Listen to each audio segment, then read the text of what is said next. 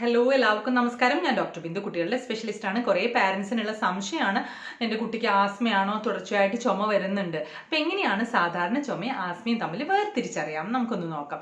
സാധാരണ ആസ്മയുടെ ചുമയാണെങ്കിൽ കുട്ടികൾക്ക് വൈകുന്നേര സമയത്തായിരിക്കും, രാത്രിയിലൊക്കെ ആയിരിക്കും ചുമയുണ്ടാവുക. ഏർലി മോർണിംഗ് ഒരു ഉറക്കത്തിന് എണീറ്റിട്ടായിരിക്കാം ചുമയുണ്ടാവുക.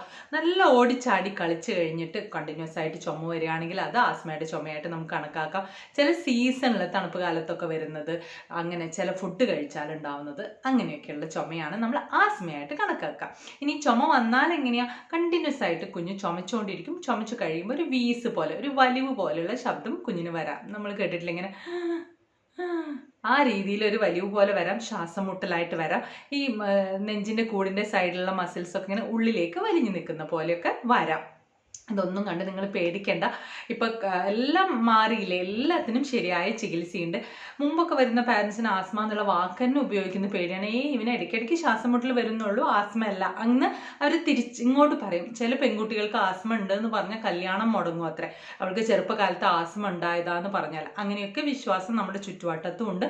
ഇപ്പം അങ്ങനെയൊന്നും നിങ്ങൾ പേടിക്കേണ്ട. കയ്യിലൊരു മുറിവ് വരുന്ന പോലെ അല്ലെങ്കിൽ ഒരു പനി വരുന്ന പോലെയുള്ള രോഗം മാത്രമാണ് ഈ ആസ്മ എന്നുള്ളതും.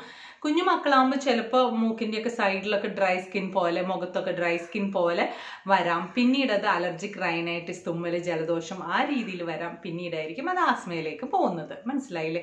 എന്നിരുന്നാലും നമുക്ക് കറക്റ്റായി ചികിത്സിച്ചാൽ മെജോറിറ്റി നമുക്ക് നല്ല കൺട്രോളിലാക്കി പോകാൻ പറ്റും. പിന്നെ പാരൻസിനോ ഗ്രാൻഡ് പാരൻസിനോ ഒക്കെ ഇങ്ങനെ ആസ്മ ഉണ്ടെങ്കിൽ മാത്രമേ ഇവർക്ക് കുഞ്ഞുങ്ങൾക്ക് അത് നിലനിൽക്കുകയുള്ളൂ. അങ്ങനത്തെ ഫാമിലി ഹിസ്റ്ററി ഒന്നും ഇല്ലാത്ത മെജോറിറ്റി കുഞ്ഞുങ്ങൾക്ക് നമുക്ക് നല്ല രീതിയിൽ കൺട്രോൾ ചെയ്യാൻ പറ്റും, ശരിയായ രീതിയിൽ ചികിത്സിച്ചാൽ. ചികിത്സിച്ചില്ലെങ്കിൽ എന്താ കുഴപ്പം? നമ്മളിത് ആസ്മയാണെന്നൊക്കെ വിചാരിച്ച് പേടിച്ച് ചികിത്സിക്കാണ്ടിരുന്ന ഓരോ ബൗട്ടും കുഞ്ഞിൻ്റെ ശ്വാസകോശത്തെ നശിപ്പിക്കും.